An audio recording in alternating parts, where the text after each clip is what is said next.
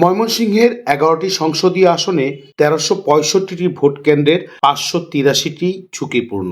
এসব কেন্দ্রে যেকোনো ধরনের ঝুঁকি মোকাবেলায় জোর প্রস্তুতি নিচ্ছেন আইন শৃঙ্খলা বাহিনী। এর অংশ হিসেবে নির্বাচন ঘিরে আতঙ্ক কাটাতে যৌথ বাহিনী মহড়া অনুষ্ঠিত হয়েছে। গতকাল সকালে নগরের সার্কিট হাউস মাঠে অনুষ্ঠিত হয়েছে যৌথ বাহিনীর এই মহড়ার গাড়ি নগরীর প্রধান প্রধান সড়ক প্রদক্ষিণ করে। এতে নেতৃত্ব দেন সহকারী রিটার্নিং কর্মকর্তা জান্নাতুল ফেরদৌস হ্যাপি। ময়মনসিংহের ১১টি আসনে প্রতিদ্বন্দ্বিতা করছেন বিভিন্ন দলের ৮৭ জন প্রার্থী।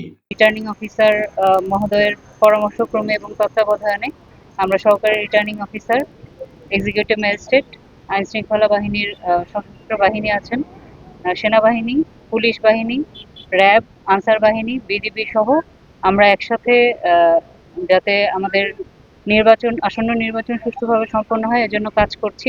আপনারা অবগত আছেন আমরা আমাদের ভোট কেন্দ্রগুলোকে সিসি ক্যামেরার আওতায় আনতে সক্ষম হয়েছি। এটা আমাদের জন্য একটা বড় চ্যালেঞ্জ ছিল এবং এটার মাধ্যমে আমরা নিরাপত্তা নিশ্চিত করতে চাই।